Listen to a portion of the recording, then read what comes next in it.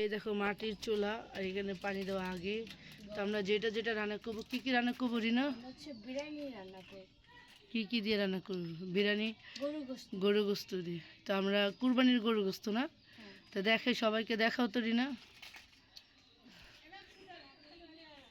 তো আমরা এই যে দেখো গরু গোস্ত, প্রথমে দেখাচ্ছি গরু গোস্ত কী কী দিছে। কলিজা আছে, পরে হচ্ছে ফ্যাপসা, হাড্ডি মাডি সব কিছু মিক্স করে, আর হচ্ছে পেঁয়াজ। তো তিয়ারি রান্না করব। তো রিনা কয়েক কেজি গরু গোস্ত নিছো? আমি জানি না। তো জানে না, তা আমি বলতেছি হাফ কেজি গরু। তো রিনা এখন কি দিচ্ছ? একটু সামনে নিয়ে দেখাই। এখন রিনা দিচ্ছে গোস্ত, তারপর পেঁয়াজ পেঁয়াজ দিচ্ছে, পেঁয়াজ দিচ্ছে না? মশলা প্যাকেট আনছি। হ্যাঁ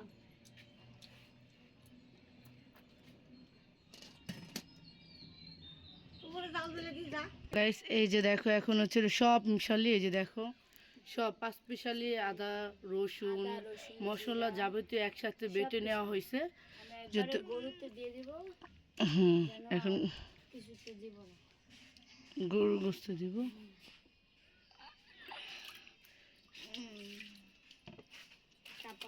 এই যে মশলা নিয়েছি, তো এটা যে বিরিয়ানির মশলাটা ওইটাই নিচ্ছে। আপনারা যে কোনো কোম্পানির মশলা, বিরিয়ানির মশলা নিয়ে রান্না করতে পারবেন। আচ্ছা এখন দিচ্ছি লবণ, এই যে দেখো লবণ।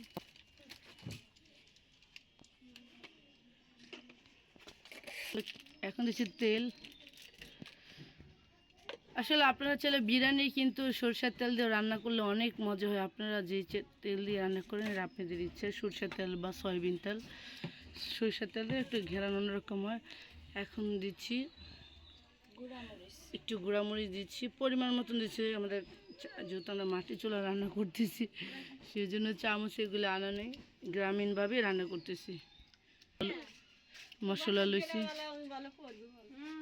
তো গ্যাস আমরা এখন পানি দিয়েছি, তেল দিয়ে সব কিছু মিক্স করে আমরা এখন এটা হচ্ছে মিক্স করতেছি আর কি, লাড়া দিচ্ছি। তারপরে আমরা জাল ধরাই দিব। মাটির চুলা সে বিখ্যাত রান্না, মাটির চুলার বিরিয়ানি। আমরা এই যে দেখো এখন আমরা জাল ধরাবো। ম্যাচ বা গ্যাস লাইট, আপনার যে গ্যাস লাইট থাকে আমরা যে কোনো জিনিস দিয়ে জাল ধরাবো। তো আমরা জালের জন্য যে পাতাটা ইউজ করছি এটা হচ্ছে বিভিন্ন ধরনের গাছের পাতা, বাঁশ পাতা আছে, জলপাই পাতা আছে, বিভিন্ন ধরনের। গ্রামে যে লার্কিগুলি কুড়ায় সুন্দর করে, গ্রামে সবাই সকাল হলে কিন্তু গাছের নিচে বাগানে চলে যায় লার্কি কুড়ানোর জন্য, সেই লার্কি দিয়ে আমরা রান্না করছি।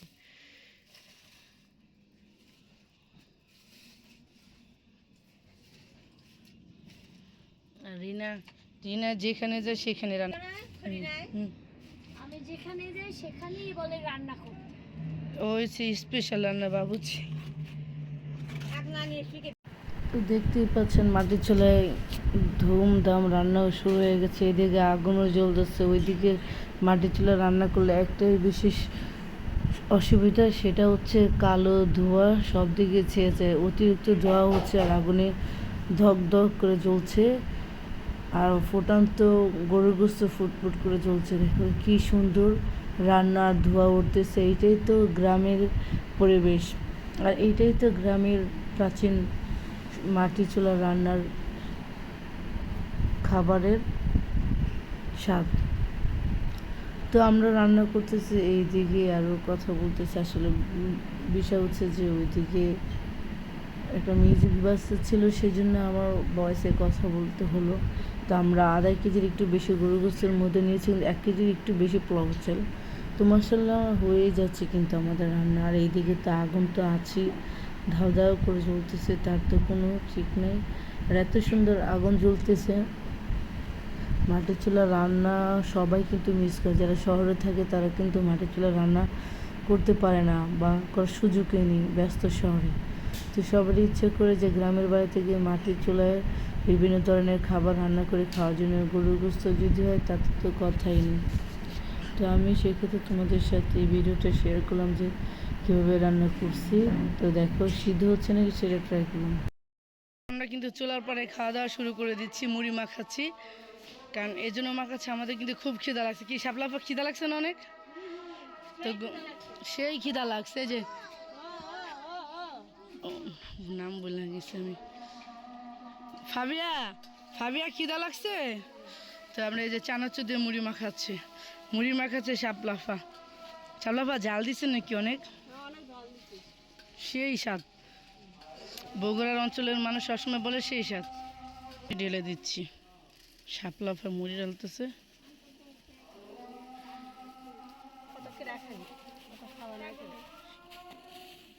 তো এই যে মা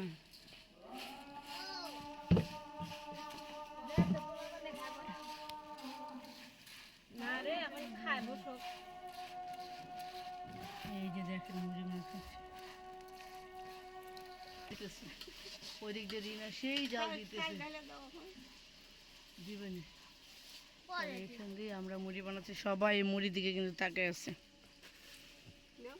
শেষ খাও। ফাবিয়ার একটা বাটিতে দেন। তো এই জায়গায় মাইশাও শুরু করছে। গরু গোসো কি হয়ে গেছে? এখন আমরা চাল ঢেলে দেবো, পোলাও চাল, তাই না? চালটা ঢেলে দাও।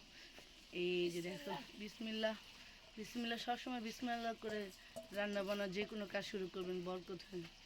এই যে দেখেন কি রান্না, মাশাআল্লাহ একদম কালো বোনা হয়ে গেছে, কিন্তু কালো বোনা খিচি বিরিয়ানি রান্না তিহারি সেই স্বাদ।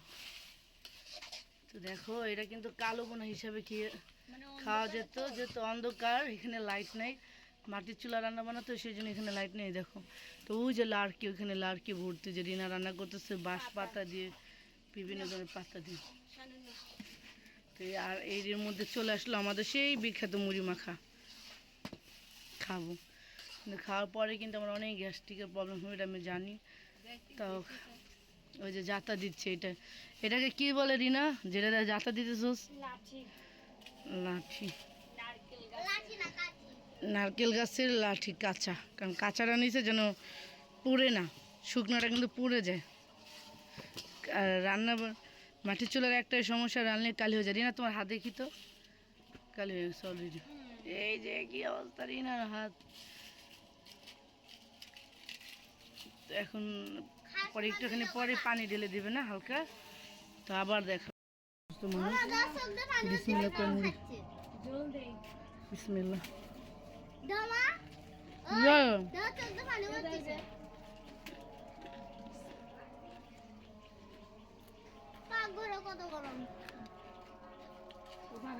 সরষের তেলের ঝাঁজ আছে না?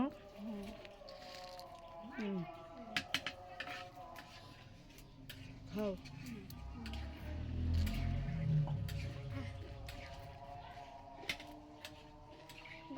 ডালা নিয়ে যাবো, খাবি যদি লবণ লাগে বালতি নিয়ে যাবে, পানি খাবে, পানি আছে। যেখানে এসে আসছি বেড়াতে, এটা হচ্ছে নরসনপুর, আশুলিয়ার পরে জিরাবর পরেই। এখানে অনেক কিন্তু কাঁঠাল চাষ হয়, অনেক কাঁঠাল চাষ হয়। এখানে বেড়াতে আসছে কালকে বিকেলে, আবার চলে যাবো আজকে দুপুরে খাওয়া করে বিকেলে। বিসমিল্লাহ।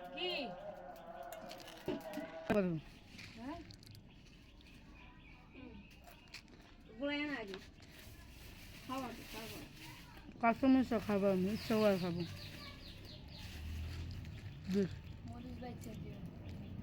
অনেকগুলো কাঁচামরিচ নিচ্ছে এখানে, দেখ দেখি কি অবস্থা একসাথে। বিসমিল্লাহ।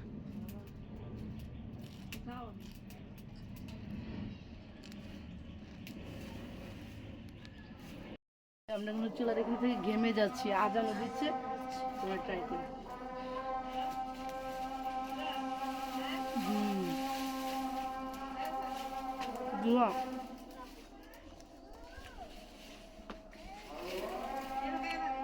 হয়েছে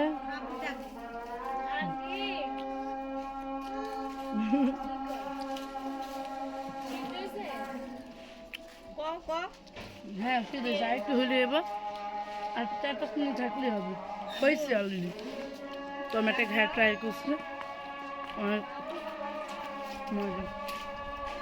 তো গাইস দেখো এখানে ছাগল আছে। আয় মিনু আসো, ওই দেখো ডাকলে চলে আসা। তো গাইস, আপনাদেরকে অসংখ্য ধন্যবাদ। আমার চ্যানেলটা যদি আপনাদের কাছে ভালো লাগে অবশ্যই লাইক কমেন্ট শেয়ার করে দেবেন এবং সাবস্ক্রাইব করতে ভুলবেন না। আমার আর মাত্র 300 ঘন্টা দরকার গাইস, তোমাদের উছিলাম এত দূর আগিয়েছি। সবাই ভালো থাকবো, আল্লাহ হাফেজ সবাইকে।